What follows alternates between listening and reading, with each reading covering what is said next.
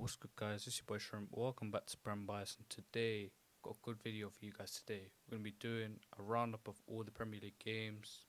Obviously, this weekend there was a lot of good games, a lot of big games, a lot of important games up and down the table. So we're gonna get into them. But first, obviously, Spotify audio listeners, drop a 5 stars. It takes 2 seconds. You might as well just do it. I don't care about the review too much. Just press the 5 stars. It takes 2 seconds. Obviously, follow the podcast as well so you don't miss an episode. YouTube, like, subscribe, you already know all them things. Push the podcast out further. Yeah, let's get to the video. Still calling shots like I'm giving out samples. And in bed, all these shoes on my feet are old school Italians like Totti and Del Piero.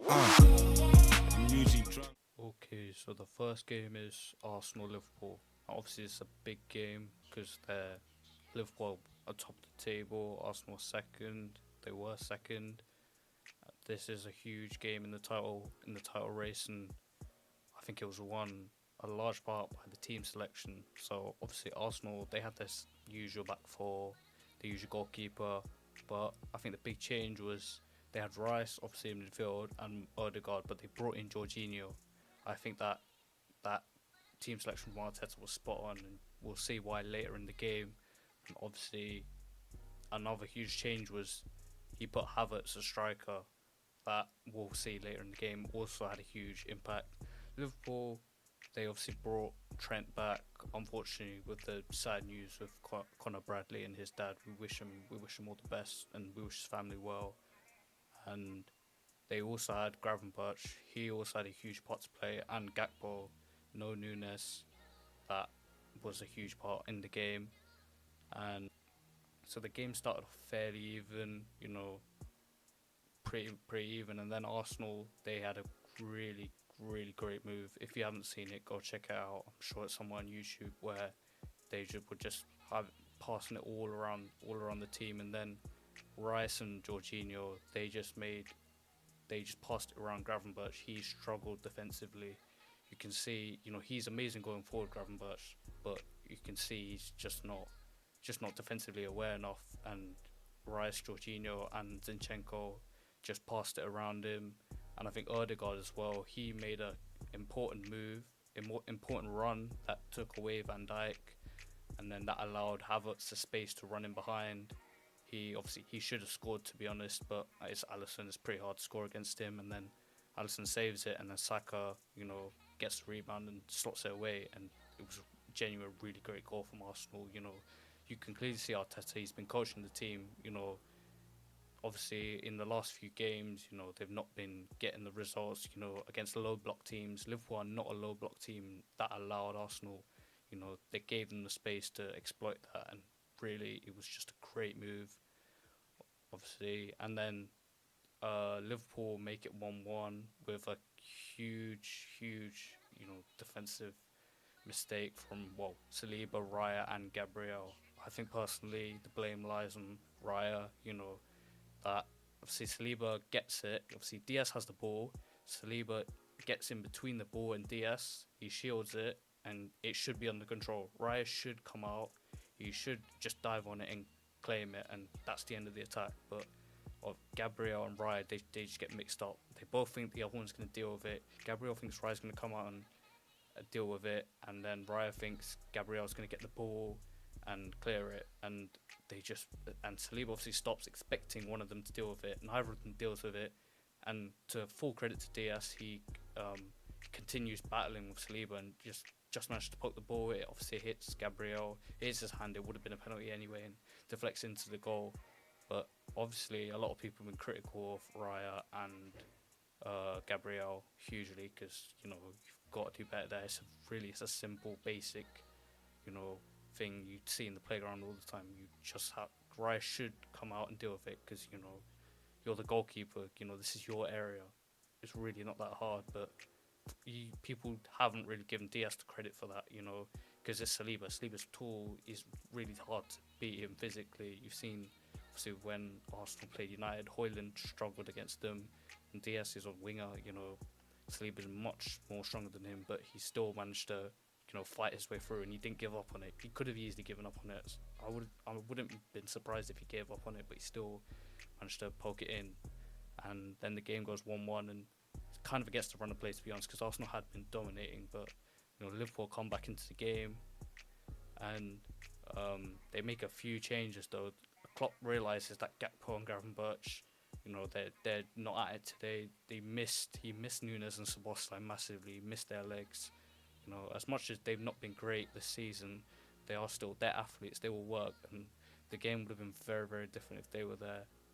And because they weren't there, it allowed Jorginho to have a great game, because the one thing Jorginho lacks is pace and speed, but the one he makes up for it with his passing. And at times, Rice obviously was sitting back, and it was actually Jorginho getting forward, almost like Xhaka. Obviously not with the legs of Xhaka, but I thought Rice as well, kind of filling in, because you would have expected Jorginho to play as a 6 and Rice to be going forward, but it was a great tactical tweak from Arteta. And obviously Gabriel, Martinelli and Konate have just been battling all game, and he makes it 2-1. The mistake, by the way, from Van Dijk and Alisson is horrendous. I actually think the blame is on Van Dijk, and I'll tell you why. So obviously the pass, I don't know who hit the pass. I think it was Gabriel. He hit the pass, and it was not a good pass at all. It was very clearly overhit. You would have just expected Van Dijk to header it. He could have easily headed it. He would have expected him to header it. He's obviously the best centre back in the Premier League. For him, this is just, this is bread and butter. He's obviously tall. He can clearly head it away. He chooses not to. That's fine. Obviously, it ends up being the wrong decision, but from there, it's still in Liverpool's hands, because obviously he's still shielding Martinelli, and he's way stronger than Martinelli. Martinelli should never be able to get it. And then obviously Alisson comes out, and you can clearly see Van Dijk looks at Alisson, but he doesn't get out the way. Like, you can look at Alisson all you want. You can even tell him, it's yours, but Alisson comes out and he tries to clear it, but he's scared of hitting Van Dijk because he's in the way. So if you don't head the ball, you've got to get out of the way. I understand you're shielding Martinelli, but he's got to do better there for me. Van Dijk, he's been pretty much flawless all season. He's had a great season, but that mistake, I think it's on him. A lot of people blaming Alisson. I can see why, because at the end of the day, if he could just still clear it, but you have to do better there, Van Dijk. I'm sorry, because there's two mistakes. You don't head the ball, and then when you leave it for Alisson, you don't get out of the way. What is Alisson supposed to do? I know he's meant to just kick the ball and just assume that Van Dijk's can get out of the way, but imagine if Van Dijk doesn't get out of the way and Alisson kicks Van Dijk, then what are we gonna do? So that one was definitely Van Dijk, and then obviously Martinelli slots it away. Very uncharacteristic of both Alisson and Van Dijk. And then obviously the Konate second yellow. It is a second yellow. I know Liverpool fans will think it's harsh, and in real time it looked harsh, because it looks just like Martinelli runs into Konate. But if you actually look at it again, you look at the replay, you can see that Konate raises his arm. It's not dangerous at all, but you can clearly see he blocks him off. That is a second yellow. To be honest, Konate shouldn't be doing that, at this level.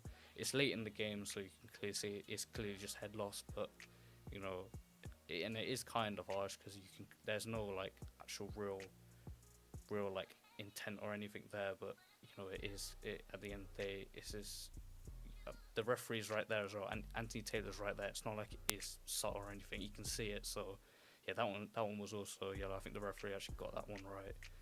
Taylor, I don't rate Anthony Taylor at all, but for once I think he actually got that one right. And then obviously Thiago comes on. He had a stinker as well. He came on, just was giving the ball away. You could clearly see he hasn't played for ages, and he lacks the match fitness.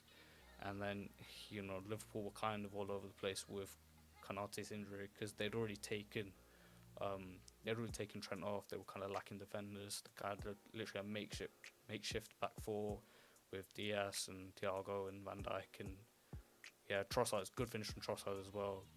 Beating Alisson at that range is not easy. If he got it through his legs, great work from Trossard. And this was a hugely unexpected result. I think going into the game, most Liverpool fans would have expected to win. You know, in the FA Cup, they'd won there comfortably, and with a weaker team, you know, they chose a weaker team in the FA Cup and won comfortably. I think it was 2-0. But I think this game, I think it just came down to team selection, to be honest, and injuries. Obviously, Szoboszlai was injured. Nunes, was he in the squad? I'm sure he came on, no? Yeah, he did come on. But yeah, you could, I don't know, maybe it was fitness because obviously Liverpool had a lot of games, you know, FA Cup and Premier League. But to be honest, I think I think those two changes that he made with Gakpo and Gravenberch, they kind of cost him a lot of the game. But you know, full credit to Arsenal, they played really well, and you know, it brings the title race closer. But unfortunately for Arsenal and Liverpool, I think it helps City a lot. You know, City would have wanted Arsenal to win. Sorry, they wouldn't have wanted Liverpool to win because it would have made the gap further. But Arsenal winning takes 3 points off Liverpool and brings City closer to the top. And yeah, I think the man of the match was definitely Jorginho. I think, and Havertz as well. To be honest, we didn't speak about him too much, but he was all over the place. You know, he was physically, he was unreal. You know, Jesus, I don't know. I assume he's injured, but you know, Havertz was really good today. You know, I think this is, you know, probably Arsenal's best team. You look at it, I expect Arteta to play this team more. Obviously, it depends on the fixture, but you know, this was great as well from Havertz. Physically, a lot of people, Chelsea fans, will know that he is a very physical guy. He doesn't look like it. He looks kind of like a Pogba Ozil type player, where he looks kind of lazy and he's tall, but he doesn't always use it. Today, he used his height, and you know, Van Dijk and Konate, they had a tough time with him. And you know, this was Arteta. He did his job, and I think for Liverpool, I think this is just a blip. They'll go their next game. I think they're Burnley. I think their next game they'll win that comfortably. It's at Anfield as well. They'll win that comfortably. Arsenal, again, I think this is a huge performance at Arsenal. I think they go into their next game probably going to win that as well. And yeah, this was just a great game though. Really, two teams really going at it. We've seen how many times these big matches where they don't work out. You know, how many times have we seen, you know, Chelsea's and Man United just drawing constantly? This was really a top game. And the last thing I want to get into is the talk of the celebrations, because Carragher, he had a lot to say. I was so disappointed with Carragher as well, because he's one of the few pundits I actually rate. You know, he's one of the few pundits that's actually not very biased. You know, he that's the one thing I like about Carragher. Whether he's talking about Liverpool or not, even if he's talking about Man United, he remains fairly unbiased. When you look at the Sky Sports team, obviously Keane, Neville, Souness, you know, you can just tell they're all biased and they hate certain teams. But Carragher usually stays neutral, so I was so disappointed to see him talking about, well, the two things: the camera incident, obviously of Ødegaard and the photographer, and the Arteta celebration. So the first one, I think the camera one is fairly obvious. There's literally nothing wrong with it. I don't understand what the issue is. I think it's poor from Carragher, the way he's managed to, you know, change the narrative into being, you know, he shouldn't do it. He should just go down the tunnel. First of all, he's in his own stadium. He can do whatever the fuck he wants. Second of all, it doesn't appear that he's, you know, irritating any of the fans, because to be honest, they should be gone by then anyway. It's the end of the game. And I think the third thing is, this is like a good thing. I guarantee you, if it was Liverpool, if it was Trent and the Liverpool photographer or the Liverpool chef or whatever, he would be waxing lyrical, saying how amazing Trent is, what great thing, you know, what a huge moment that is. He would be saying so many good things about it. But now, because it's Ødegaard and it's not his team, he's clearly just salty. You know, Liverpool, they've just had a bad day.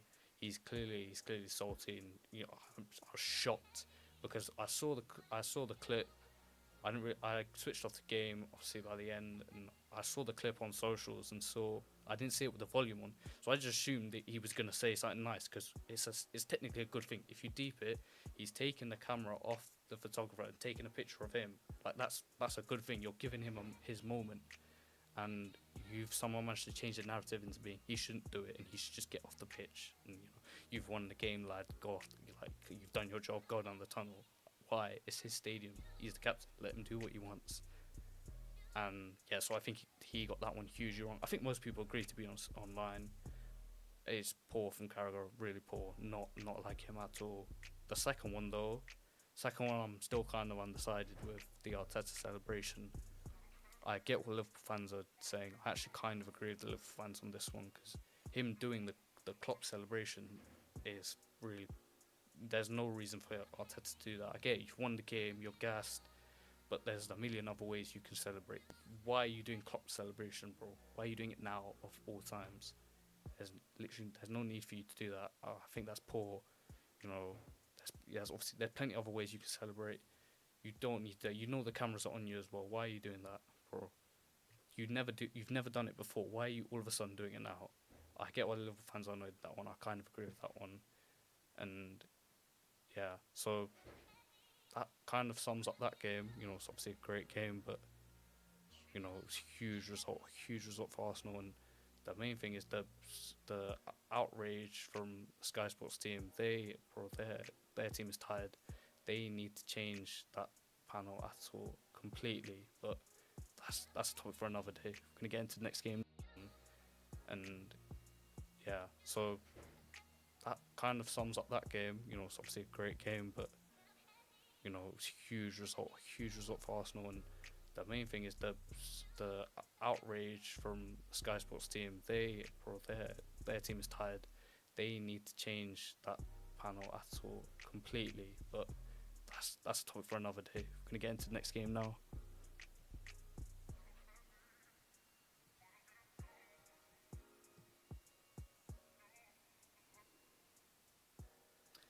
Next, we're gonna go to Stamford Bridge now, and we're gonna see Chelsea Wolves. Obviously, Wolves won 4-2. Wolves, a round of applause to Wolves, by the way. And Gary O'Neill, he's doing an incredible job there. And Chelsea were poor today, really poor. You know, Poch, question marks are on him, and I think he got a lot of. He didn't so much get a lot of things wrong. I think the players also have to take a lot of responsibility today, but. Obviously, we're going to start, you know, Chelsea, they take the lead. Cole Palmer, he does his thing. He's been their best player by far this season. He's done really well. Obviously, they take the lead and you think, okay, you know, they're at home. Stamford Bridge, it's meant to be the fortress. Remember Jose, you know, they had that crazy home record, and you think, okay, they're 1-0 up, you know, they're going to bounce back from that horrendous performance away at Liverpool. You know, you think they're going to do well, and then Wolves, they make it back. Mateus Cunha. Obviously, the first goal, by the way, Caicedo, he makes a great pass to Palmer as well. It's a great run from Palmer. It's excellent finish. You know, slots it bottom corner. You see Stamford Bridge, they're going to gas. We're going to speak about Stamford Bridge later, because there's a lot of things going on there. But, you know, it's a great pass from Caicedo, and you think, okay, this might kickstart him. Because, you know, him and Enzo, they've been poor. They've got a lot of criticism, but, you know, it is a great pass. And you think, okay, they're going to kick on. Chilwell gets the ball, pass it to Caicedo. He's got plenty of time. But you see Wolves are going to press him. You see the Wolves midfield, you know, there's 3 of them around him, but he's still comfortable. He's in his own half. He's still got plenty of... It's a good pass. Well, it's a fairly basic pass from Chilwell. It's to him, you know. There shouldn't be an issue, and he gets the ball stuck under his feet. You know, your £100 million signing, you wouldn't do this at Brighton. You know, the touch isn't even that bad. He takes the touch and just loses concentration. It's genuine lapse concentration, and they lose the ball.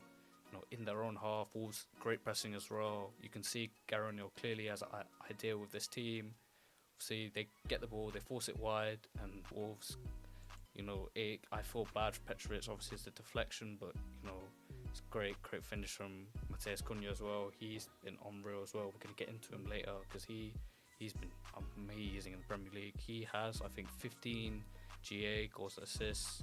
He's been doing really well. You know, I think he's actually up there. I think the only players that have more goals and assists than Mateus Cunha, Mo Salah, Ollie Watkins, Erling Haaland, and Heung-min Son. You know, and they're obviously playing for, you know, the best teams in the league. The fact that Mateus Cunha's 5th along with Phil Foden, you know, yeah, And Bukayo Saka, you see the names he's around, you can clearly see he's been immense as well. He had a great game. Obviously, the hat trick. We're going to get into the other 2 goals later, but him, and you know, you can see it's a great team goal as well from Wolves. You know, the pressing, you could clearly see they were waiting for Caicedo to get the ball because there were 3 players around him, not straight next to him, but in and around him, and he thinks he's got a lot more time than he has, but it's really poor from Caicedo. You know, you're a £100 million player. You've just given a great assist to Cole Palmer. You're meant to try and kick on now, and you do that. You know, you shoot your team in the foot. And obviously the game goes on. Gusto, he gets a yellow. He had a tough game today against Cunha. Didn't get much help as well. He struggled today. And obviously they get towards the end of the first half. And obviously, first of all, we got saved for bad for the goalkeeper as well. But they get towards the end of the first half, and then obviously Disasi is just kind of stuck in the middle of nowhere. You gotta feel bad for him, obviously, because it's own goal, and you know the finish is not great, and he's just kind of stuck in the middle of nowhere. It's kind of like a Harry Maguire or McConnell type, you know, position where he just deflects off him, you know. But to be honest, he should be doing better. Chelsea should be doing better. It's a great assist from Neto. Obviously, Chilwell, he struggled all game. He struggled away at Anfield. He struggled again. You know, you're the Chelsea captain. You have to step up. Defensively, he's not. He's so poor. We're going to speak about him defensively as well later, because I have a hot take about his defensive ability. Obviously, Disasi gets the own goal. Wolves score 2-1 up. And now you're starting to worry. I think it's the half time. What happens at Chelsea? Then when they're doing up Chinese New Year, they're doing fucking pantomimes, celebrations, all this at the half time. Bowley thinks it's the half time show. He thinks it's the Super Bowl. He needs to chill out.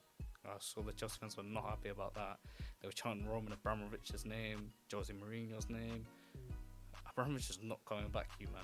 He will never come back. You think first of all, you think the UK government are going to allow Russian millionaire, billionaire, whatever, Roman Abramovich to come back of Chelsea? Lost your mind. And you think Abramovich is even going to want to come back? I know he loves Chelsea, but the way the government, like, they forced him out of the club, I don't think he's going to want to come back. I mean, Drogba doesn't even recognise the club anymore. It's a sad state of affairs, and Bowley's just, you know, some money-making club. It's not Chelsea anymore. It's London Blues. But you know, back to the game. Obviously, second half, and then obviously the next goal. You know, Chilwell gets caught up the pitch again. It gives Sarabia this time, you know, free license to, and it gives Sarabia and Neto, you know, free license to just run at Thiago Silva for a bad Thiago Silva and Disasi as well. They got no help. Chilwell again defensively getting caught up the field. It happened at Anfield. It's happening again. He needs to understand he's a fullback. He's not a wing back. You know, fullback, you play in a back four. You're meant to help out, especially if your centre back is Thiago Silva. You know, 39 years old, pushing 40. You can see he's one of my favourite players, by the way. So it pains me to criticise him as well. But you know, this is another huge error from Poch as well, playing Thiago Silva and Ben Chilwell, bro. Because you can't play both of them. And if you are, Chilwell has to defend. He has to track back. He can't keep getting caught up the field. Either you stop giving the ball away, which is impossible. Every team gives the ball away, or you learn to track back, because it's costing your team now. You're the captain. You know, we expect a lot more from this.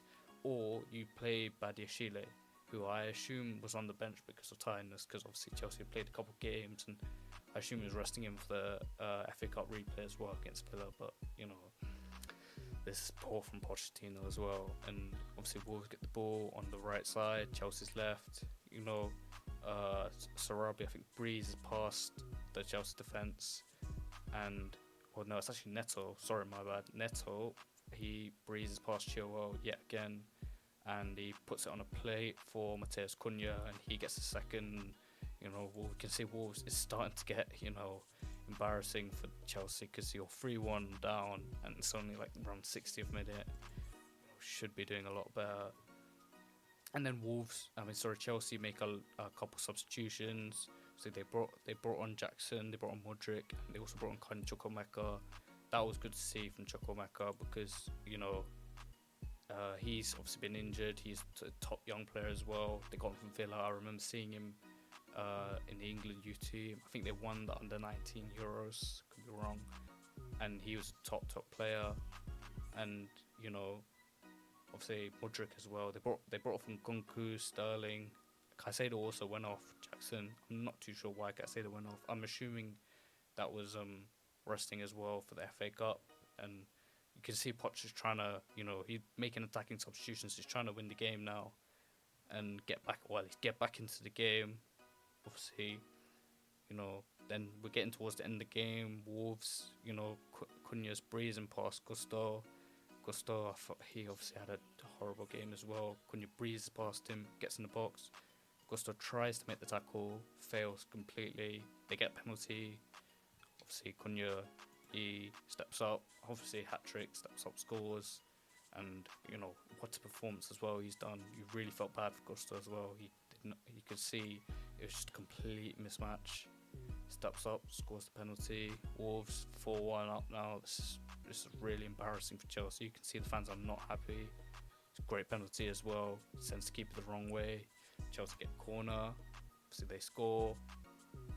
Thiago Silva is a consolation goal though, but to be honest, it doesn't matter. It literally doesn't matter. And this game was really, really worrying for Chelsea. Chelsea fan going into this game, you lost to Liverpool 4-1. You expected a bounce back, and you're at home as well. You're at home and you're conceding 4 goals like that to Wolves. The same Wolves team that lost late to Man United. That same Wolves team that you can clearly see was probably disappointed with that result to concede so late on and lose the game 4-3 to Man United. That same Wolves team come to Chelsea and won comfortably. That is, poor from Chelsea. Poor Pochettino under huge pressure now. I do not like Pochettino. I always have agenda against him. I do blame a lot of it on the players though, because certain players have not been playing well, and a lot of his big players have not stepped up. Bar Cole Palmer, I think the rest of the team have really not stepped up and not helped him out. But he's not helped himself either, because he's made some poor decisions. You think back to early in the season where he's been playing Levi Colwill left back when you have Maatsen on the bench. You had Tino Livramento who could play left back. You had Lewis Hall. You chose to sell Hall and Livramento to Newcastle, and Maatsen, you chose to send him out on loan to Dortmund while you're playing Levi Colwill, who's just getting, he's just getting abused over there because he struggles at left back. You can see he's not quick. He's been playing Disasi at right back when you have Gusto on the bench. You can see Disasi does not like right back. He's been getting a lot of stick as well. I think unfairly. As much I don't like him. I have an agenda against him because I wanted him at Man United. We were linked with him, but we couldn't get him because Maguire didn't want to leave. Lindelof didn't want to leave, and so I have an agenda against him, and I don't rate him. But even I feel he's been hard done by having to play right back.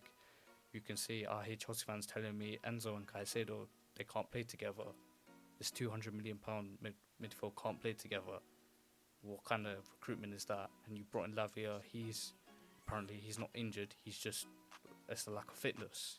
This is poor. So I think the board do have to take a lot of the blame for this. And on top of that, you're doing stuff like halftime shows. You're really not doing any favours. I just think a lot of the signings, Mudryk hasn't worked. Sterling hasn't worked. Madueke hasn't managed to get himself a regular start in the team. Jackson's actually been okay, to be fair, and he was at AFCON. That's why he only came off the bench. But, a lot of the signings haven't worked. They spent a lot of money. And now they've got to try to recoup it back. It's tough times for Chelsea ahead. They've got Villa in the FA Cup. I expect Villa to win that. It's Villa at home. I'll be shocked if Villa don't, or at least draw and take his penalties. I expect Villa to win that. Villa's home record is really, really good. Bar that Newcastle result, I think they were unbeaten. And Wolves, I think this is good. Wolves have now overtaken them. I think their Wolves are 10th now. And, this is huge for Wolves as well, because I think Gary O'Neill, he deserves a lot of credit. I think he's been massively underrated. I think people just kind of no one talks about him. What he did at Bournemouth, the fact they kept them up after Scott Parker said, the team's not good enough. They lost 9-0 to to Liverpool, and he managed to keep them up. Kept them up fairly comfortably as well. You know, they had a lot of games to spare. Now, obviously, Bournemouth said, you know, we don't like your style of play.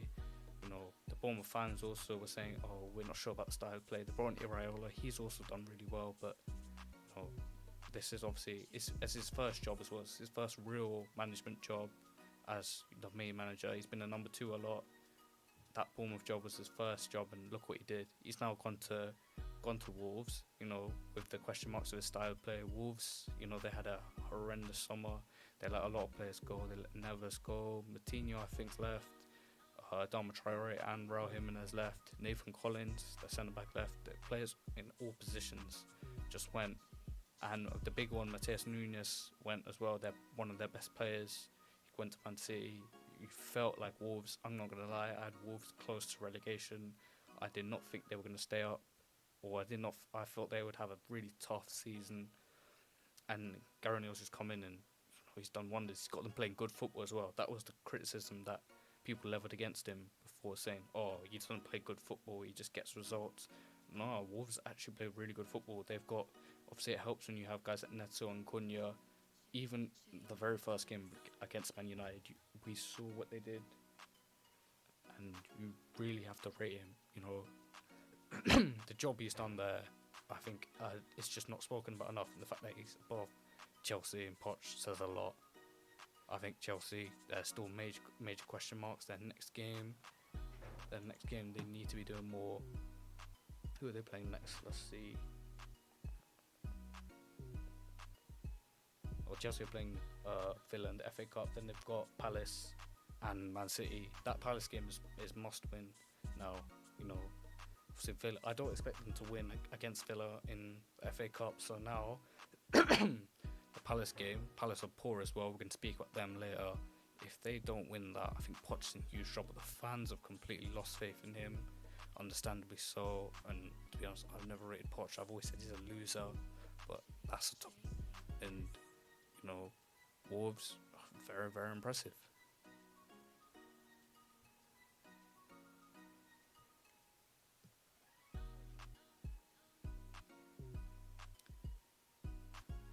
Next up, we'll go to Old Trafford, where obviously Man United, we won 3-0. Go on!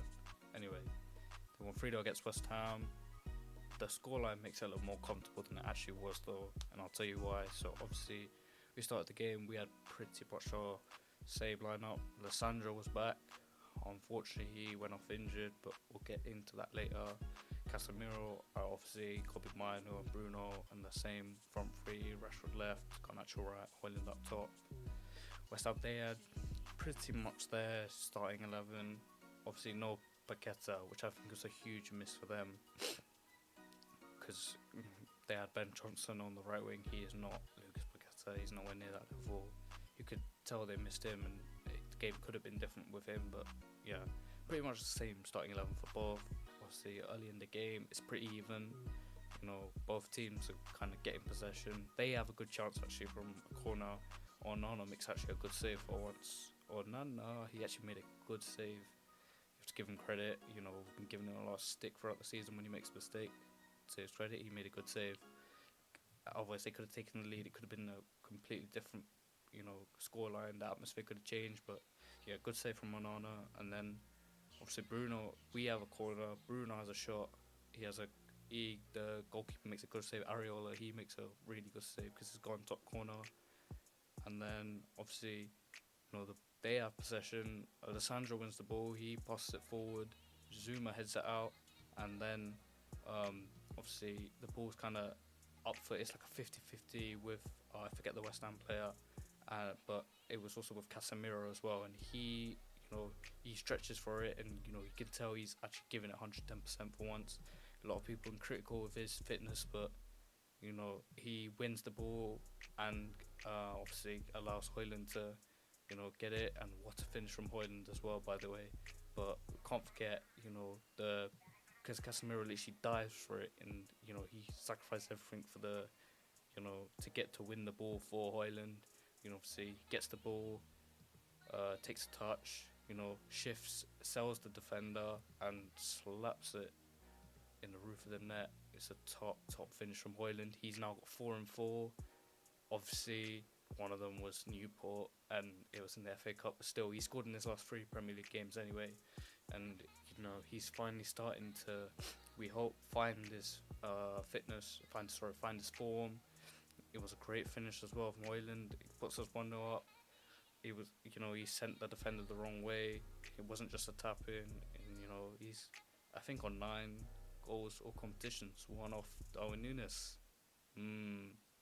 But yeah, so Hoyland scores. Obviously, this is Casemiro, great inception, and it's half time. It's fairly comfortable. I think Areola gets injured. Areola has to come off, and it's still fairly even though in the game. So we're 1-0 up, but it's still fairly even.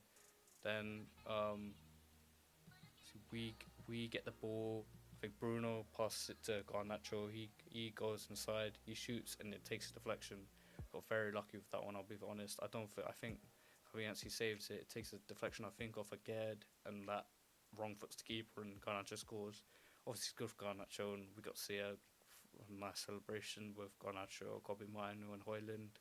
If you haven't seen the picture, it's probably on YouTube somewhere, or it's on the Man United socials probably. And I love that picture. I think it's hilarious. Obviously, people are going to say it's childish, whatever, but it's nice to see for once a few young players actually smiling and having a good time. We're so used to seeing Rashford grumpy and in disciplinary issues, and it's nice to see young players doing well. And then Lissandro gets injured. That is a huge blow, because obviously we've been doing really well in the past few games. It's because of him. He changed the team completely, because we don't have to play Johnny Evans. We don't have to play. We played Harry Maguire today, and he was shocking as well. He, getting picked off possession multiple times. Could have cost us the game.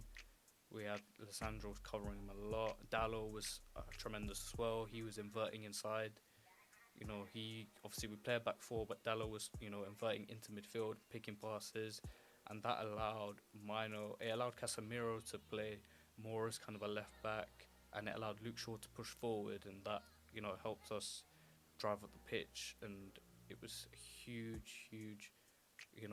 I think Dallo was probably man of the match. Obviously, Garnacho got his 2 goals, but I think Dallo, in terms of overall performance, he was unreal, and he's been getting criticism throughout his time at Man United, because a lot of people say Wan-Bissaka should start above him. I used to think like that, but I think after this season, it's clear that Dallo is definitely the number 1, because he's just so good going forward. The only thing is he definitely needs to work on his defensively, aerially. He's made some mistakes, especially in the Champions League, but he had a great performance today. And then for West Ham, Calvin Phillips comes on, and he did not have a great cameo. He gets caught on the ball, so we get the ball. McTominay, that bomb, gets the ball, and he just carries it. And Hoyland as well. They're great work from both of them. They just carry it, and then it's an easy finish for Garnacho. We have an overload there. It's poor from Phillips to get dispossessed in his own half. You can clearly see the match fitness and game IQ's not there. He seemed like he was up for it. The crowd were, having a laugh with him, telling him to get his tits out, calling him fat. He took it well. He seemed like he was laughing, but he came on and he was just not at the level. And the scoreline does make it look better than it actually was. It was overall good performance from Man United. I thought most of the team played well. I thought Rashford looked back to, a good level. He didn't score. He didn't get GA, but I thought he played well. The only negative of the game is obviously Lisandro Martinez coming off. I assume it will be Varane and Maguire. That is a very shaky partnership. We've seen it every time they play together. It just doesn't work. Hopefully he is not too serious, but it looks like it's serious, and it's just a pain because we've been playing so well, and now he's been injured. Obviously, but going into this game, it was a big game. Obviously, they were 6th, we were 7th. We've now gone to 6th. They've gone back down to 7th, I think. And yeah, it was a huge 3 points for them. It also improves our goal difference as well, because our goal difference was shocking before. Now it's only -1. Getting top 6 could come down to goal difference and these kind of performances, especially because we often don't. We've been scoring a lot of goals recently, which is good, but You know, we tend to, every time we score goals, we tend to concede goals. That's the problem we've always had this season. You know, we go 1-0 up, 2-0 up. You've seen it in Champions League as well, and then we're comfortable, and then we just, as soon as we concede one goal, the floodgates open and we just concede another 2 or 3, and it happens a lot, especially in the start of the second half. And it was good for once to actually get a fairly complete performance, but there's still a long way to go. Obviously, it's good form. We just need the players to build on from this. And for West Ham though, they had their moments, but you could see they were missing Paqueta, and there's just still huge question marks with Calvin Phillips. I thought he would do quite well there. I thought he would have used his time at City. He was clearly not getting the move. I assume he would have been training hard, but at the end of the day, if you're not playing regularly, you know 90-minute matches are very different to training, and you saw that today. But overall, it's obviously a great win for United. Keeps us, where are we now? How far are we from top 6? We're 6 points? 6 points off Tottenham in 5th, and 8 points off Villa in 4th. So still a long way to go. I think we play Villa next in the league. That is a huge game. I don't expect us to win that, but that is a huge thing, because we can get 3 points off them. It gives us a good chance. I don't think we make top 4 this season, personally. I don't rate Ten Hag. I just think we've just been so inconsistent throughout the season. You can never know what you expect. Every time we put on these kind of performances, we'll do something stupid and lose like 3-0 to Bournemouth or something. But I think overall we have to be very optimistic here, particularly Garnacho, his finishing was really good. Højlund, his finish was amazing. You can and Kobe Mino yet again another great performance. And speaking of Kobe Mino, and he's obviously English, Southgate, I am very disappointed in Southgate. He went to Ajax to watch Jordan Henderson, that bomb Jordan Henderson, 33-year-old bomb, man. He's washed. He needs to retire, man. But he went to Ajax to watch his boy Jordan Henderson play, when he could have gone to this game to watch Kobe Mino play. He could have gone to watch Calvin Phillips, James Ward-Prowse, Jared Bowen, players that could make the squad. But instead he's chosen to just watch Jordan Henderson. What's the point of Jordan Henderson, bro? Even if you pick him, bro, he's not going to be playing football at the highest level much longer. He's barely playing at the highest level anyway, because even at Ajax, he played well against PSV, but what was he doing in Saudi, bro? It's poor from Southgate. If you're supposed to be picking players, you should be looking at young players like Kobe Mino, or even just James Ward-Prowse and Jared Bowen. Ward-Prowse has not been in the English for much, but I think he should be. Or even you could be looking at Calvin Phillips. He's not played all season. You should be looking at guys like Calvin Phillips, because he's your boy. You're gonna take him. You should be at least looking at him and seeing his fitness. But clearly he doesn't care. He just picks his favourites, and it's poor from Southgate. But regardless, still great one for United. West Ham, some question marks, but obviously they should still be happy where they are. They're 7th right now. Obviously, Europa League, they can do well in there. It just depends. Kudos, I thought he played well. Obviously, Dalot dealt with him well, but I still thought he had a good game. And yeah, this is just great for United. You just have to keep it up.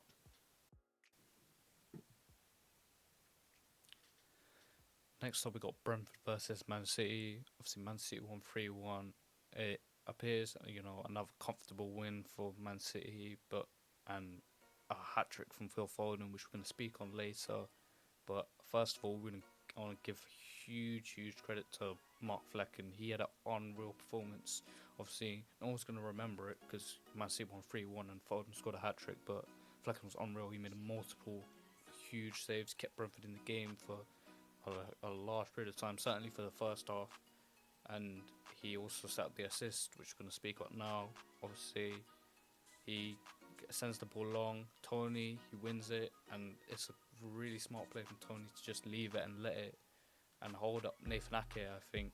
And it allowed Morpay to run in behind, walled off from Morpay, staying on side, and it's like a clinical finish from Morpay.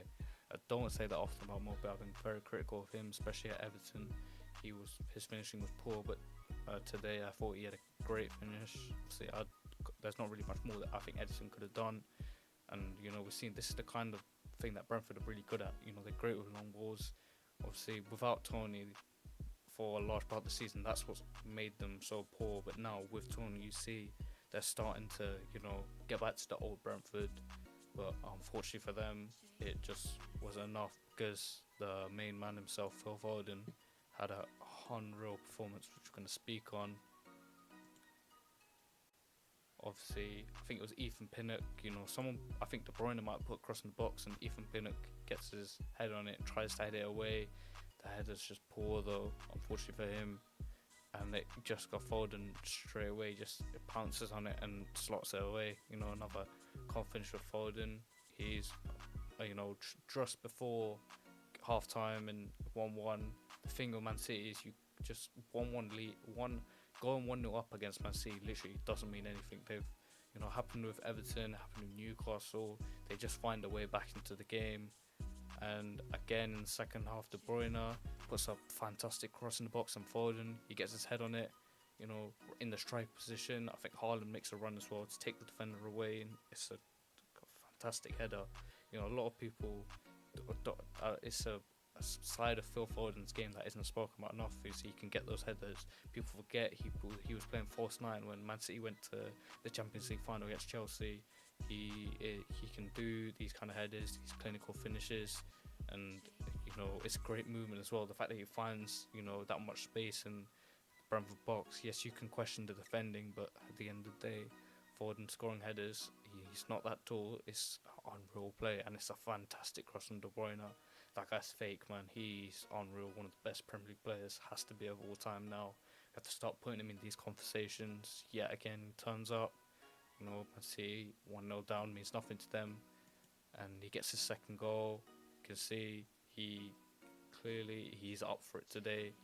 Again, Southgate, you could have gone to Brentford and seen Foden put on a hat-trick, but you decided to go to fucking Ajax. Joke, man. But yeah, great finish from Foden.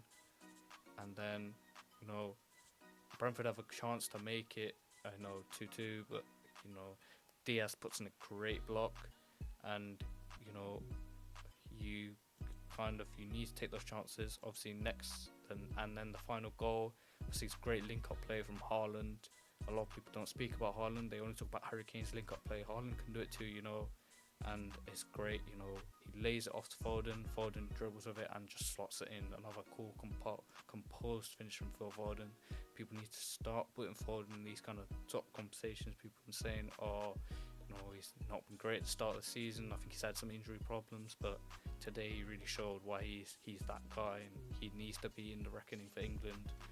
He should be close to starting for England. Obviously, with Saka on the right, it's kind of hard for him to, but I think on the left it's very clear that it's either him or Grealish should be starting. He should at least be making it into the team. He's a top player. You can see, last season I think he didn't get too much game time, but you can see he's back to his best. And obviously with De Bruyne, Haaland, and obviously with the Arsenal result on the weekend, you think City, they're only 2 points I think off the lead. Correct me if I'm wrong. Yeah, only 2 points off Liverpool with a game in hand. And you've seen City, I think they put on 5 wins on the bounce. Correct me. Yeah, five wins on the bounce. You're seeing City machine started to roll in. Pep. You've seen the Pep saying, we cannot compete. Bro, you're lying. You can compete. Even when you have a shit transfer window and you get guys like Mateus Nunes, Mateo Kovacic, players that you don't rate, even Calvin Phillips, even when you make bad signings or signings that you don't rate because you're not playing them, still you're already up here. Even, we saw when Man City went to the Asia Cup, a lot of teams, that was the chance for Liverpool and Arsenal to put wins on the board and, build up a lead. And at the end of the day, Man City have just come in and been like, it doesn't matter what you guys do. We're just going to, this is our league. We're just going to stomp past it. And I think Gavardio as well, that's another huge mention credit we need to give to Gavardio. He was cutting the side, taking pot shots. A lot of people saying, he's not settled in the Premier League. The price tag was too much. How's he going to adapt? He's shut up all the critics. He's doing well in that left back position, and he had another great game today. And you're seeing with Man City, it doesn't matter it doesn't matter what formation they play either. Today they played 4-1-4-1. They had Rodri and they have those four kind of midfielder wingers of Foden, Alvarez, De Bruyne, and Bernardo Silva. You can see they can play 3-2-4-1, 4-1-4-1. It doesn't matter what they do. Obviously, Haaland back in, that's great for them. You know, Haaland starting to click back into gear. He didn't score, but you know, great assist as well. People don't speak about his playmaking enough. I think he's unreal at that as well. And I think he would have had a goal if Mark Flecken hadn't been on this game today. And it's another good win for Man City. They keep the blue machine rolling on, and it's another huge win. Let me double check who City have got next. I think, correct me if I'm wrong. And it's unfortunately looking like it's gonna be, you know, four leagues and on the bounce. Unfortunately, as a United fan, it pains me to say it, but you know, unless Liverpool and Arsenal can start to put a run together, which maybe with Arsenal it kind of looks like it, but we have to wait to see. Their next game is against Everton. I think that's a fairly tough game, but we'll see. You know, it's at home though. Man City's home record as well. We speak about that. Their home record is ridiculous, and we'll see with Liverpool and Arsenal stepping up. Man City are about to overtake them, and it's just another great win for Man City. Brentford, they shouldn't be too worried. I think they stay up.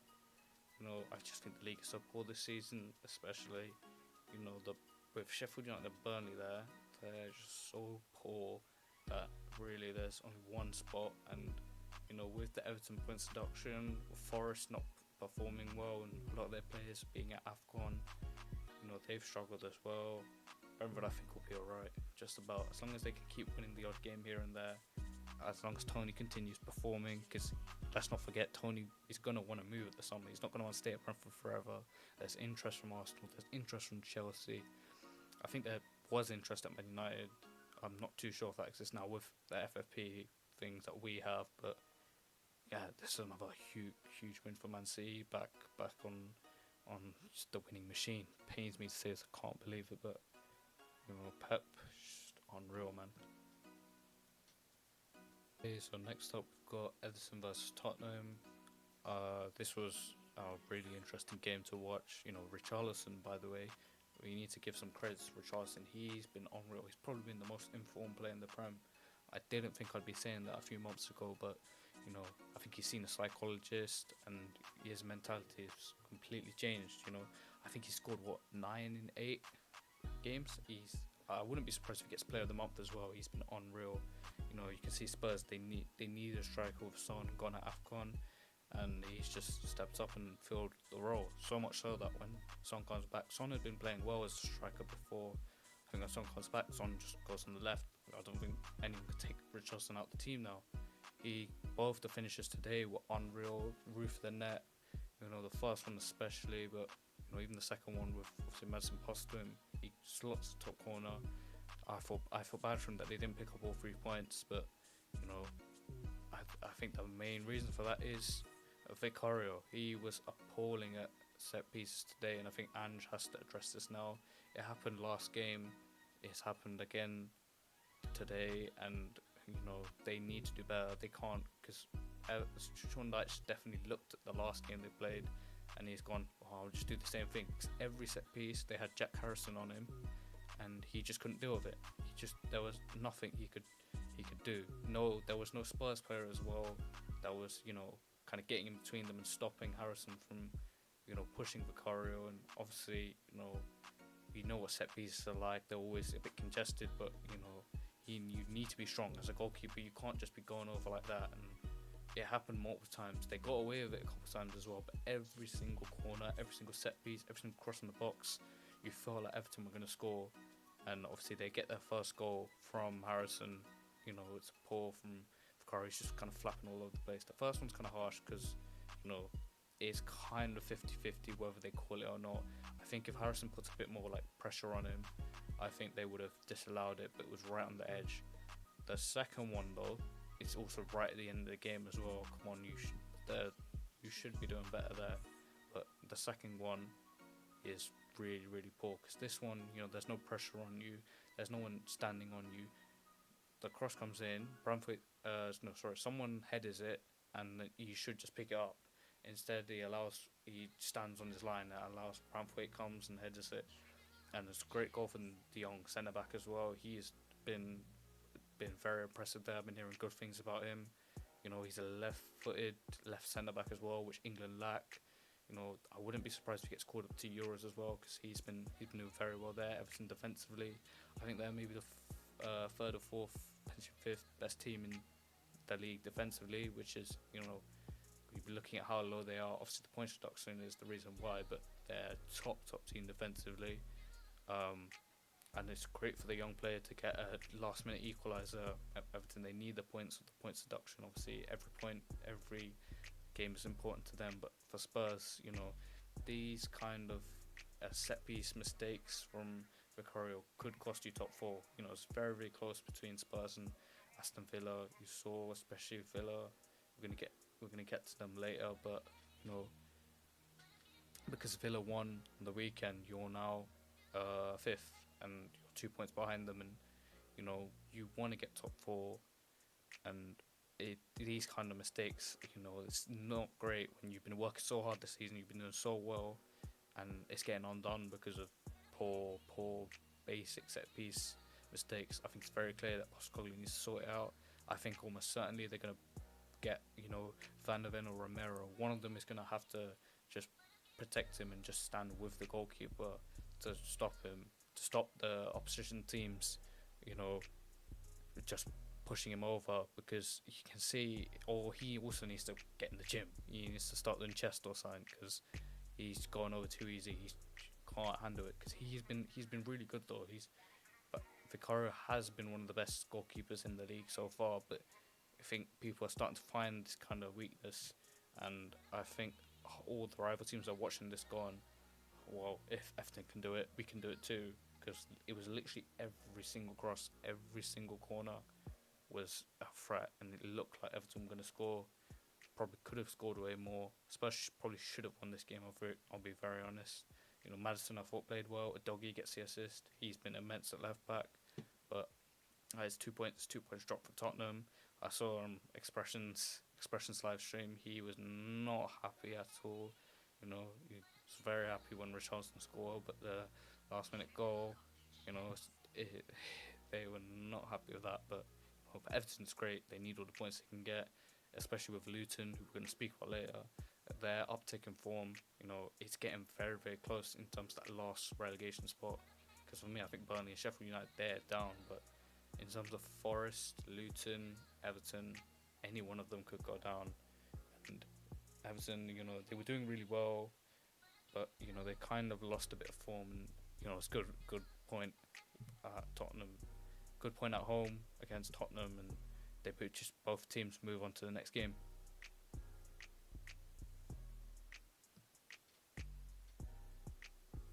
And obviously, you know, you've got to give huge credit to McNeil and Garner, because both of their set pieces from either side were unreal today, and they made it so difficult for Spurs because their crosses were on the money. How many times we've seen, especially as a United fan, how many times I've seen Bruno just hit the first man? It's not just United, but you know, obviously I'm a United fan, I watch them a lot. How many times we've just seen the corner taker just hit the first man, and you know, we've seen how important set pieces are, and yeah, you have to give huge credit to them. The set piece was on the money every time. Next up, we got Newcastle versus Luton. Oh, this game was fantastic, bro. It was 4-4. Obviously, loads of goals, loads of action, and loads to talk about this match. So, obviously, first, you know, it's a very intense game as well. You know, Trippier, he had a good performance as well. He's had a tough time recently with his performances, but he stepped up. And Sean Longstaff, of all players, you know, he was really good today, getting on the end of, you know, crosses and just making things happen. Similar to McTominay, he just kind of got on the end of the box. He just wanted it more. Both teams, I think, defensively, huge question marks though.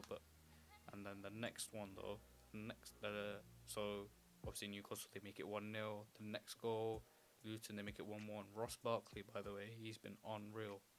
You know, set pieces, carrying the ball. He's been their best player, Luton, by far. He's completely revitalized his career. You know, we've not heard about him much for a good few years before this. His career's kind of gone off. He's not the same player he was when he was at Chelsea, but he's come back in the team, puts in a free kick. Obviously, Carlton Morris, the Luton number 9, gets it and then just headers it, and Luton score. I think you have to give huge credit as well to Rob Edwards. He kind of moved Morris from like the number 9. He's moved him more to kind of on the side and put Ogbene through the middle, and that has been a huge tactical tweak. And it allows Morris, because he's really good at playmaking. It allows Morris to feed in balls for Adebayo and the striker, and it allows him to just use his playmaking ability. It's huge credit for Rob Edwards as well. And obviously they make it 1-1. Great work from Luton. And you're thinking, whoa, it's already 1-1. We only played 20 minutes. Could be in for a good game here. Obviously, Anthony Gordon gets the ball now after the second goal. He completely skins the Luton defender. He's been unreal as well. Anthony Gordon been a lot better than I expected, because when he first joined Newcastle, I thought it'd be a flop. I thought it wouldn't work. They paid a lot of money for him. He didn't seem happy there. He was getting annoyed at being substituted off and not happy with his game time. He's kind of got his head down and he's been working. He's just been unreal.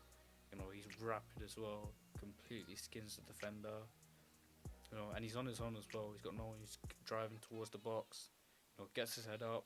He shoots. Obviously, good save from the Luton goalkeeper, Kaminsky. I think, good save from Kaminsky. And then who is it again? Sean Longstaff. He's just running into the box. He's gambling on the chance of the ball spilling and doing this Scott McTominay type runs, and Newcastle score, make it 2-1, and this is already looking like a belter of a game. And then obviously Luton get the ball back. Ross Barkley, he's been he dribbles through literally the whole Newcastle team, and he gets it dirty, I think, and then he crosses it. Obviously keeper saves it, and then it just continues his run. Ross Barkley, he's been unreal. It's not just set pieces or creative thing. He's prepared to get his run in the box, and you don't score if you don't make those runs. And it's 2-2. Obviously second half now. Unfortunately Gordon went off injured. Ogbene, he skins Danburn. Danburn had a tough game. Felt bad for him as well. He just could not handle Ogbene and his pace. And obviously Luton get the penalty. It's definitely a penalty. It's clear, top of the shoulder from Danburn. And obviously Morris steps up, makes it 3-2. And now, you're thinking, oh, Newcastle, they're conceding 3 goals at home. It's not great at all. And then Luton again, they get the ball. Dirty again, he's been unreal at left wing back. Ross Barkley takes a couple touches, slots again, but Adebayo, he's been unreal. I think he's going to be nominated for Premier League Player of the Month. He's also been unreal. He had a hat-trick against Brighton. Again, he's stepping up and scoring. You think it's 4-2. You think they're going to do well. Hopefully they hold on, but Newcastle, they come back into the game. Trippier again, like I said, he had a great game. He's stepping up, getting his team back into the game on the edge of the box, just makes that run, and is Luton, unfortunately they just can't hold on to their leads. They've had good chances, up against Liverpool, up against Arsenal. They just can't seem to manage to take their leads, and then it's a great goal as well from Harvey Barnes, great run, and he makes it 4-4, and you feel bad for the Luton fans. They should be a lot higher in the league than where they are, because they've been really good, but it's unfortunate. And just Newcastle, great character as well. They've been kind of in and out of form. Eddie Howe, there's question marks over his future, getting knocked out obviously of the cup competitions, and the Carabao Cup to Chelsea, and you think, oh, there's question marks over his job. Obviously Champions League, they didn't do great. There's huge question marks, and great character from the team to make it back to 4-4. Fantastic game, by the way, unreal. And the best part of the game was the interview when Rob Edwards was they were doing his interview, and he showed his ring. He Gallum love him. Gallum love Rob Edwards. Twitter hoes, they love him. and he was his wife definitely made him show that ring. He could see he was not happy about it. He was definitely loving all the attention, man. But yeah, that made me die. He was not happy to show that ring, but yeah, he's been unreal as well. A lot of people, including myself, expected Luton to just go down and not really do anything, but he's kind of proven all the doubters wrong. And Luton at this rate, because they're performing much better than Burnley and Sheffield United. They're actually giving teams a run for their money. Great scoring goals. They just need defensively, kind of just need to step up. The goalkeeper's good, Kaminsky, but the back three, back four need to just step up. But hopefully they have enough to stay up. If they continue scoring like this, if Ross Barkley continues dropping man of the match performances, I have no doubt they stay up. And he needs to be up, considered for potential manager of the year and manager of the season. As mad as it sounds, can keep Luton up. That's an unreal task. But yeah, both teams, on to the next game. And Newcastle, what's their form like? Let me double check. They've been kind of inconsistent with their form. They had that good win against Villa. They broke their unbeaten run, and they have Forest as well. Forest away, obviously Forest quite good at home, but you'd want them to bounce back and pick up a win there. Forest have not been great, and for Luton, let's see their next fixture, because I think they have a good fixture ahead. Could be wrong. Their next fixture is Sheffield United. Okay, so this one is obviously going to be a huge relegation 6-pointer. I would expect them to win that, especially because they're at home, Kenilworth Road. Everyone was laughing at the stadium, saying, "Oh, you can see the houses, you can see the gardens, whatever." They've actually done well there. I expect them to win that game against Sheffield United. Because Sheffield United are poor. We're going to get into them soon, but yeah, both teams on to the next one. I expect both teams to kind of rebound and win their next games. Speaking of Sheffield United, next up we got Sheffield United versus Aston Villa. Obviously Villa won this game 5-0. Very comfortable for Villa. I'm going to talk more about Villa than Sheffield United, because to be honest, Sheffield United is shit, bro. I'm sorry any Sheffield United fans watching this, but their team is ass. They just can't seem to defend, and they just don't look like they stand. They concede so many goals, bro. So many goals. You can't stay up when you're playing like that. But Villa, I thought, were unreal today. All the goals, to be fair to them, were genuinely great goals. They were all great finishes. I thought in particular, Ollie Watkins yet again has another top performance. He's second, I think, GA after Salah. He's been unreal again this season. I'm sure he's going to go to the Euros. I'm fairly certain. I'm sure Southgate will pick him, because he's just completely, unmatched season. He's getting goals and assists. Top finishes. I think Tielemans as well hit the crossbar and went in. Douglas Luiz as well with a top assist outside the foot. He's completely stepped it up, and last season and even just his whole career in general, Villa, you just thought he was like an average player, and he was kind of playing like Premier League player, but it wasn't really anything special. This season completely, he's adding goals, assists to his game. I think he's even taken penalties for them. Today he had a great assist. And obviously McGinn with the first goal, it is a tap-in, but to run in and commit and, chase the ball down, obviously feel bad for Sheffield United for the first one, but, great from John McGinn. And obviously, being 4-0 up at half-time, they just kind of took the game easy. They made changes, and, and also Leon Bailey as well, another great finish from him.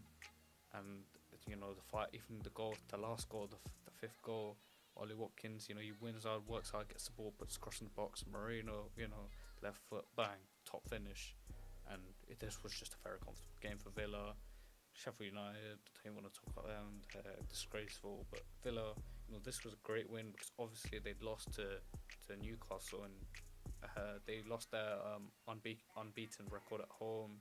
They bounced back, great win, and I think this is going to spur them on. I'm sure they're going to beat Chelsea in the FA Cup in the replay. They're at home. They have great home record. And I think if they keep performing like this, they're going to get top 4. They're now in the top 4 above Spurs. It's going to be really tight between them and Spurs to see who gets top 4. And Unai Emery, bro, he's doing it again. He's using a squad as well. I think Ashley Conser went off injured, brought back on Matty Cash.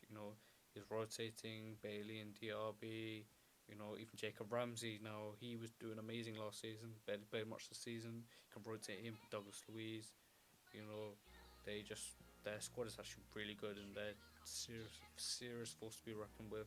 I have no doubt they'll almost certainly win the Conference League. I think they're far too good, and yeah, Ollie Watkins as well. Huge credit to him.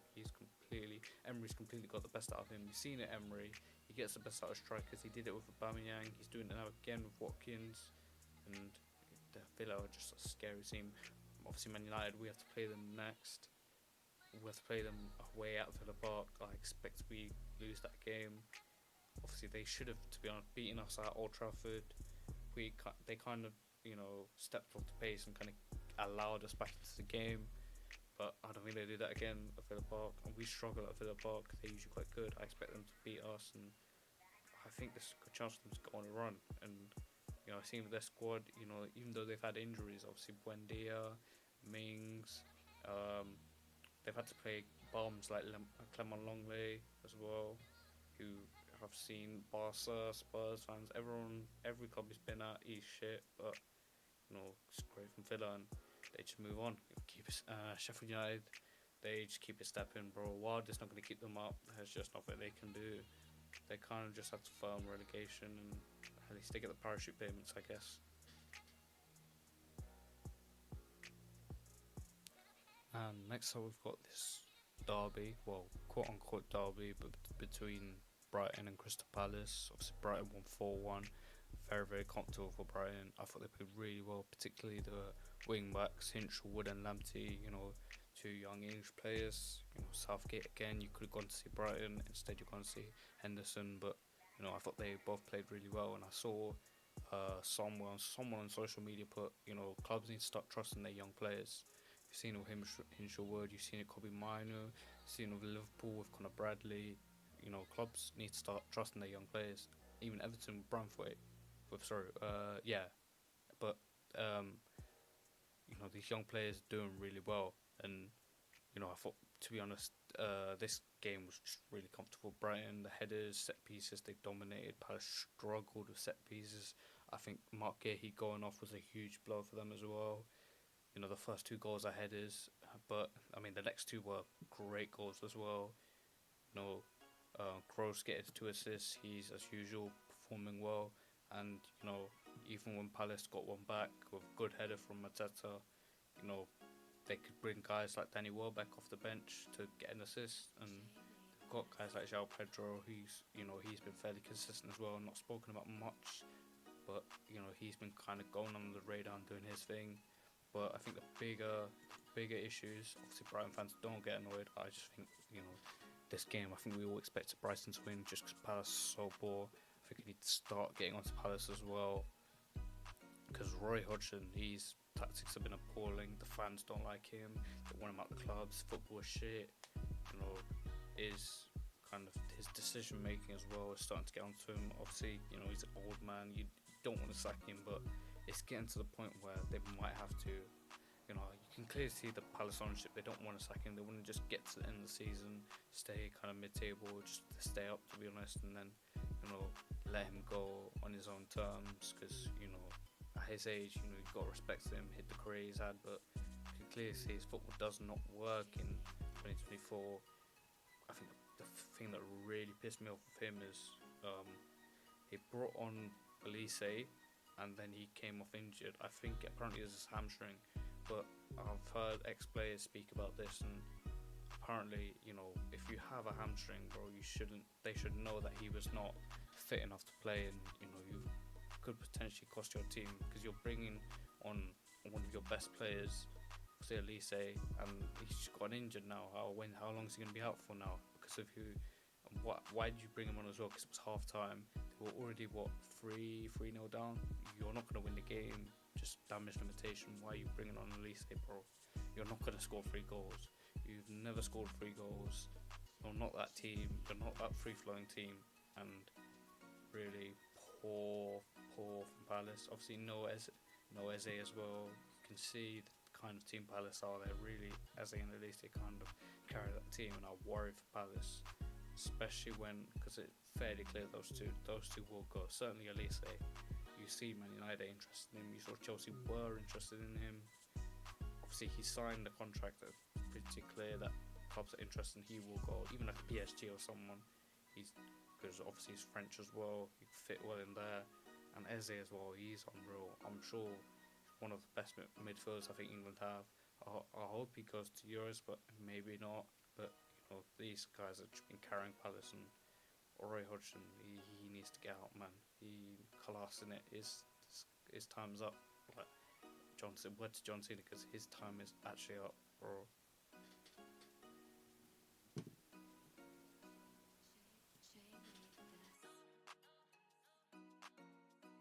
Got Burnley, Fulham, and Fulham. Very disappointed in Fulham because they were 2-0 up comfortably.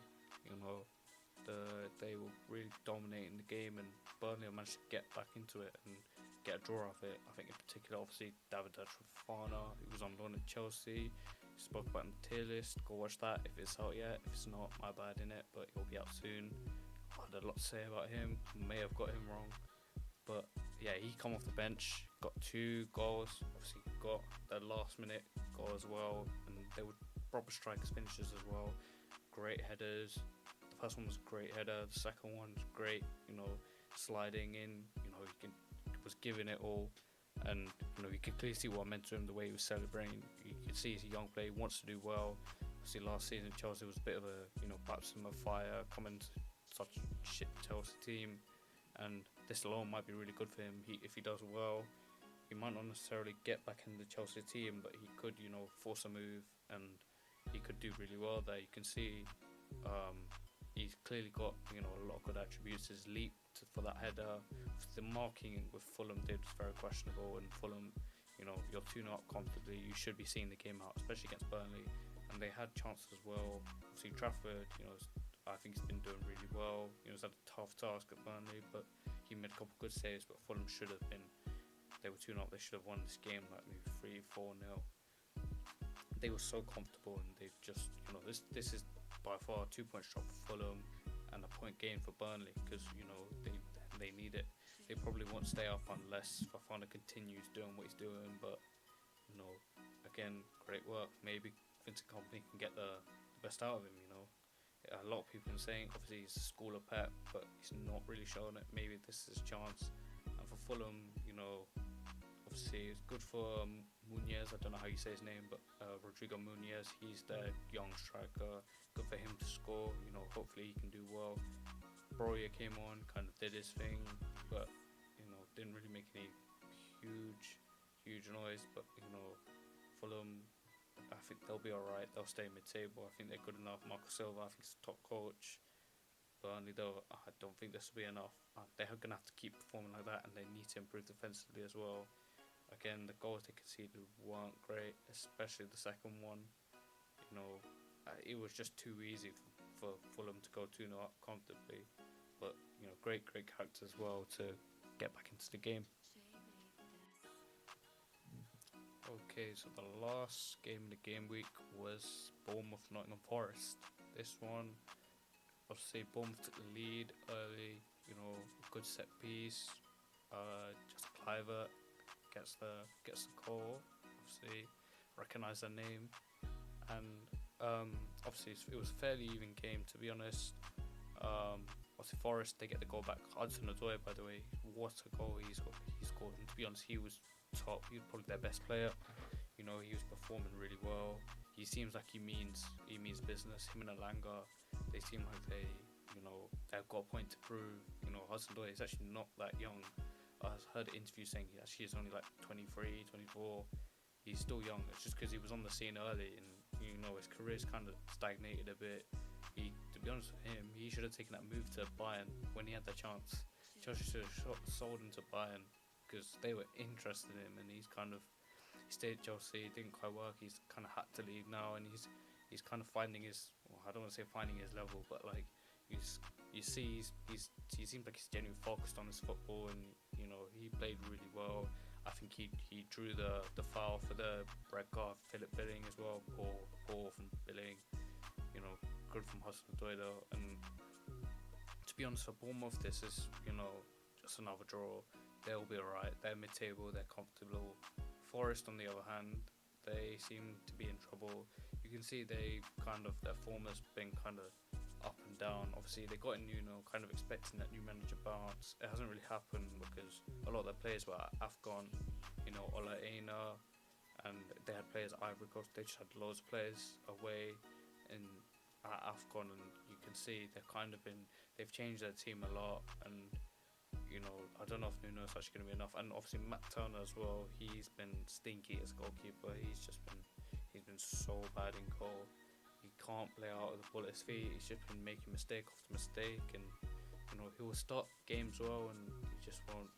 And you can see that Nuno's not happy with him. He's tried to replace him before.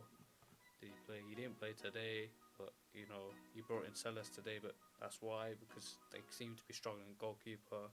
And obviously Nuno was a goalkeeper, so he would know. And Gibbs White also, he wasn't great today, I heard. And to be honest, this is just, you know, this was a fairly even game. Bournemouth, I'm kind of surprised Bournemouth didn't win, to be honest, because Iraola's been doing really well with them. But, you know, they both of them, I think, obviously by the time their next games are, I think Forest should have most of their players back from AFCON, depending on, you know, which teams go through. But yeah, they should hopefully, I think once they get their squad back, I think Nuno, they should stay up, but it's kind of hard. But the way Luton are playing, the way Everton's defence are, it could be Forest that go down. But obviously their home form is quite good. Their away form is just so bad. They hardly win away from home. But yeah, this one was a pretty even game. Not much to say, to be honest. You know, but good from Hudson-Odoi. I thought he played well. And one thing I'm going to start doing though is I'm going to start doing a team of the week. Be making team of the week, hopefully. And yeah, we're going to see how we're going to try and make a team of the week. Obviously FIFA do it, I've seen DR Sports do it, and I'm going to do it. So I think goalkeeper would be fairly obvious. I think it's got to be Mark Flecken, even though obviously they didn't keep a clean sheet, but I thought he got an assist and he just played really well for Brentford. He made multiple saves. You know, there weren't that many clean sheets as well this weekend. I was tempted to put on Arna, but I thought Flecken's performance was just so good that it doesn't matter if they conceded goals, because most of them weren't his fault anyway. And obviously the assist, if goalkeeper gets the assist, is a big thing. Back, might do a back three, I reckon. I put obviously Dunk, you know, he scored. You know, Brian pretty comfortable, conceded only one goal. I put Gavardio, obviously. See again, they only conceded one goal. I was tempted to put DS. I'm gonna put Lisandro Martinez though. Obviously, you know, people are going to say I'm biased as a United fan, but you know, we actually kept a clean sheet. He was instrumental in the way we played. You know, he started the first goal.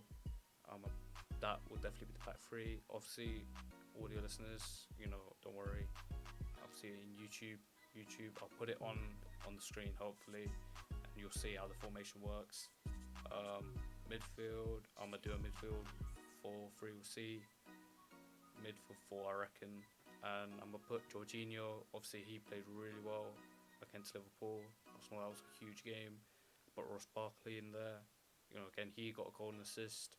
He did really well. Pascal Gross, again, he got 2 assists. Foden, and just all 3 of them played in general really good. And I'm gonna put Foden. Foden has to be in there with his hat-trick.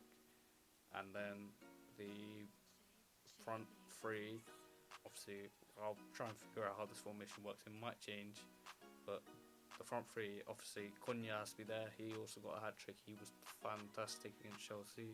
Watkins, he got a goal, I think 2 assists. Again, he completely controlled the game for Villa.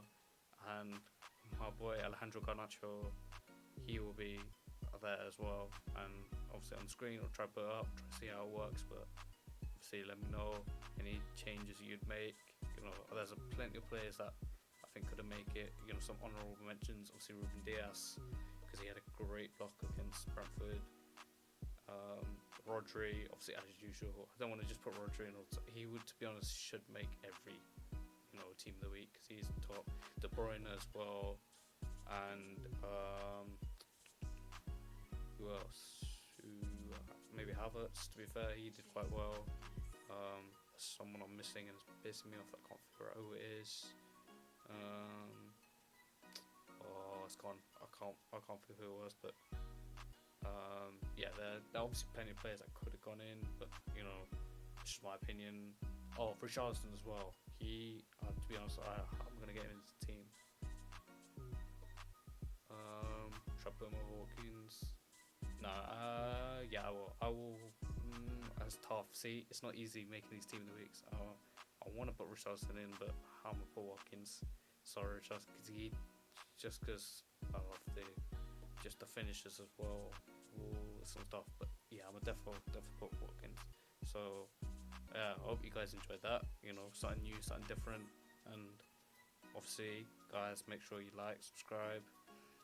Pushing it so much just because it helps the channel up. It takes 2 seconds, and subscribing is just so important because obviously I'm gonna put out a load of content. AFCON, guys, don't worry. I've seen a lot of people criticise for not putting out AFCON content. As soon as the final's done, we're gonna have for the team of the tournament. We're going through all the nations that made it past round 16, even some of the others, and we're gonna build a team of the tournament. We're gonna go for the final, the semi-finals. And there's gonna be a lot to talk about. I've watched a lot of the games at AFCON. I thought this AFCON one of the best AFCONs in a long time. Asia Cup as well. There've been some huge shocks in the Asia Cup, which we're going to get into. When that finishes, we're going to build both of them. They're going to be their own separate videos. We're going to show respect to both those competitions. They were both incredible. We'll see. As of yet, obviously we'll see, depending on the final, who wins. And we're going to build a team of the tournament. Champions League's coming up. Predictions, we're going to make those. Obviously, most of the big teams you're going to want to hear. I'm not just going to pick the big team though. I'm going to base it fair. I'm going to be neutral, obviously, even though I'm a United fan. I'm going to be fair. I'm going to be neutral. Obviously, we're out the fucking competition. Kind of have to be. But yeah, there's going to be a lot of content.